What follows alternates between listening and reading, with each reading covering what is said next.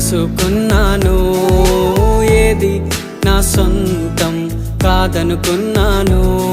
ఈ లోకం ఒక మాయని తెలుసుకున్నాను, ఏది నా సొంతం కాదనుకున్నాను. తప్పిపోయిన కుమారుని నేనైతే, నా కొరకై నిరీక్షించే తండ్రి నా యేసు.